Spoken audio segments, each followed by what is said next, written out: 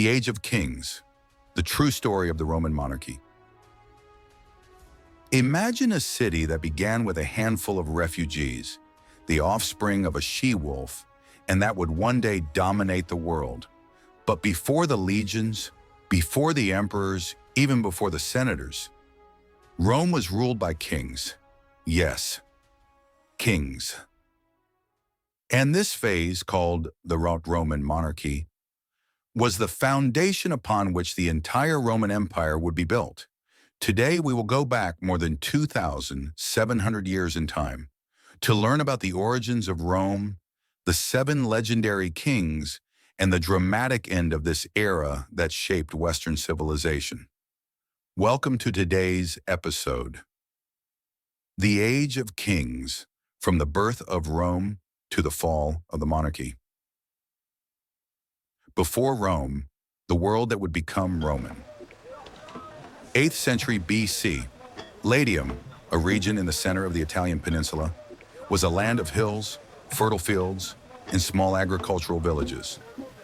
Latin, Sabine, and Etruscan tribes lived there. Meanwhile, in the east, ancient civilizations, such as the Greek and Phoenician, were already flourishing, exchanging goods and ideas across the Mediterranean. Rome did not yet exist, but something was about to be born.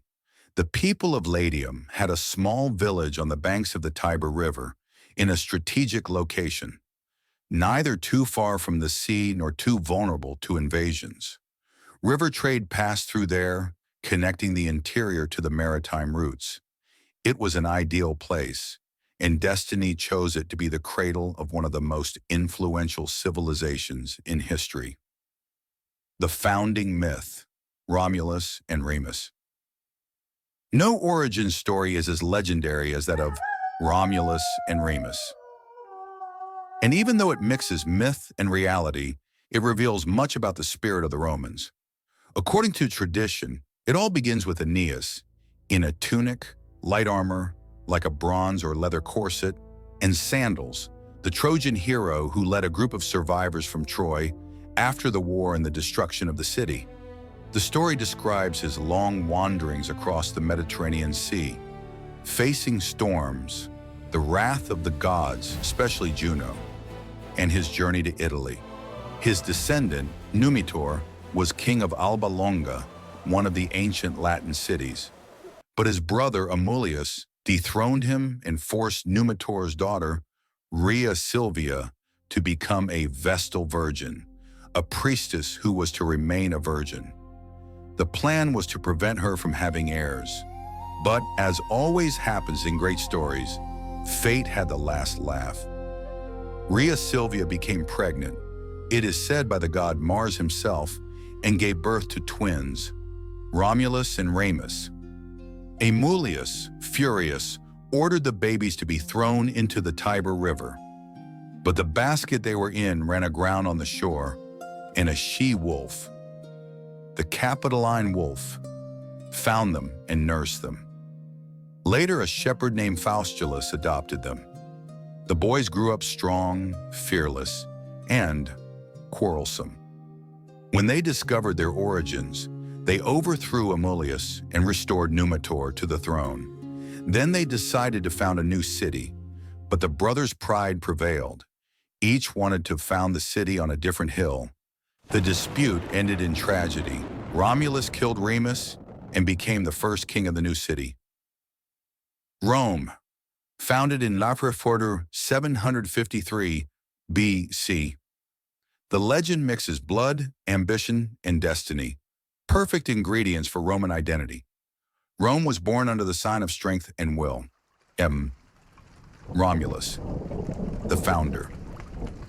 As the first king, Romulus faced a challenge, transforming a group of shepherds and fugitives into a people. And he began with something bold. He opened the gates of the new city to everyone. Refugees, runaway slaves, exiles. Rome became a refuge for all kinds of people, but something essential was missing: women.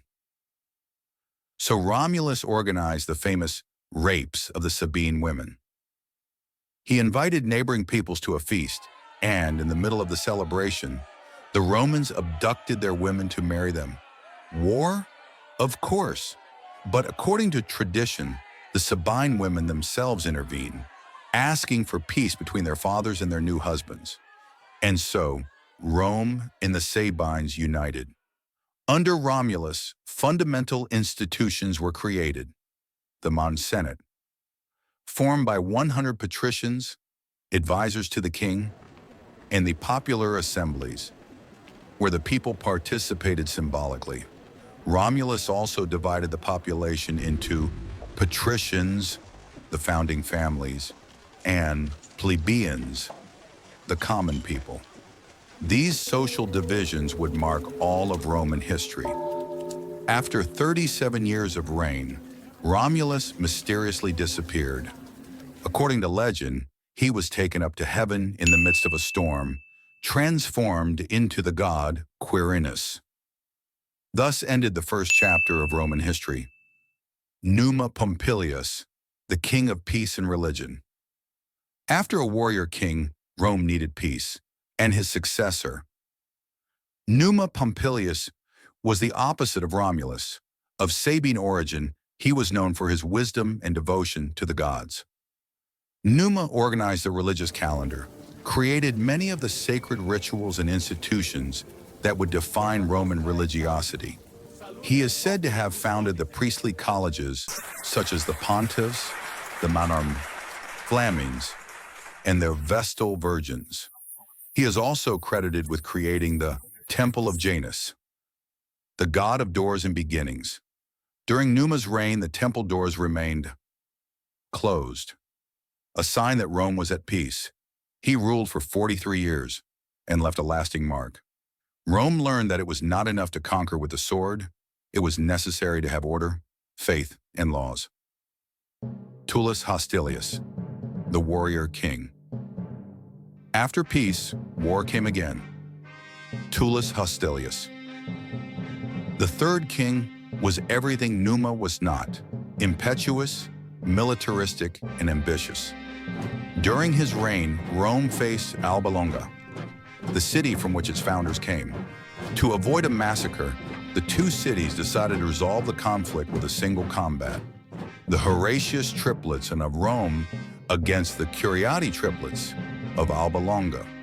After a dramatic fight, only one Horatius survived and gave victory to Rome. Alba Longa was destroyed, and its population was transferred to Rome. Tullus also began the construction of the first permanent Senate and expanded Roman territory. But according to legend, his arrogance led him to defy the gods. He is said to have tried to invoke Jupiter with improper rituals and was struck by lightning. The message was clear. Rome could be powerful, but it should respect the sacred. Ancus Marcius, the builder king. The fourth king, Ancus Marcius, grandson of Numa Pompilius, sought to balance religion and war. He consolidated institutions and expanded Roman dominion along the Tiber River, conquering the Ostia region, where he founded the port of Rome. With him, Rome began to take on the appearance of a structured city. Ancus built the first wooden bridge over the Tiber, the Ponte Sublicio, and fortified the Aventine Hill. He also reinforced the importance of just war, a concept that would become central to Roman politics. Rome should only go to war when it had a just cause, sanctioned by the gods. With Ancus, Rome ceased to be merely a settlement and became a city with commerce, laws, and diplomacy. Tarquinius Priscus, the first Etruscan king. Now we enter a new phase, the Etruscan influence. The Etruscans, north of Rome, were an advanced people with a rich culture, symbols of power, and urban techniques that impressed the Latins.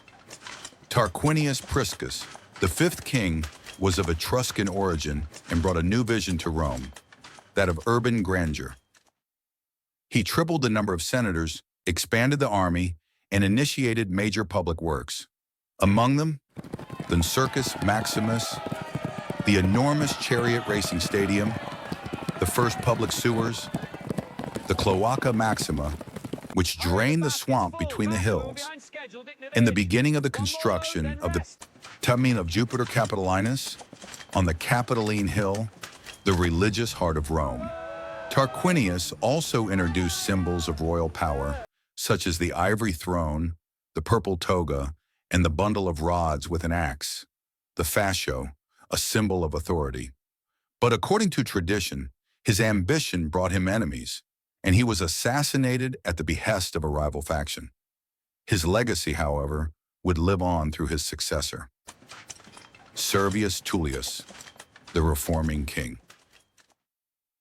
After Tarquinius' death, his wife Tanaquil protected the throne and placed Servius Tullius in power, a man of humble origins, the son of a slave, but of great intelligence and political skill. Servius is considered one of the greatest reformers of ancient Rome. He divided the city into neighborhoods and reorganized the army and society based on income, no longer just on family origin. In other words, wealth came to determine military duty and political influence. It was the birth of an idea that would mark Rome for centuries, the iron census. Servius also built the walls of Rome, known as the Servian Walls, which protected the city and showed its new strength. But Servius's end was tragic. He was assassinated by his own daughter Tullia and her husband Tarquinius Superbus, who usurped the throne. This brutal betrayal would mark the beginning of the end of the monarchy. Tarquinius Superbus, the tyrant who overthrew the monarchy, the last king of Rome. Tarquinius Superbus not only inherited the throne, he seized it by force. His rule was authoritarian and violent. He eliminated senators, concentrated power, and governed without consulting the people or the Senate. But in return, he maintained a policy of grandiose works. He finished the temple of Jupiter Capitolinus and strengthened allied cities. Tarquinius believed himself to be untouchable, but his fate would be sealed by an act of brutality that would become legendary, the tragedy of Lucretia.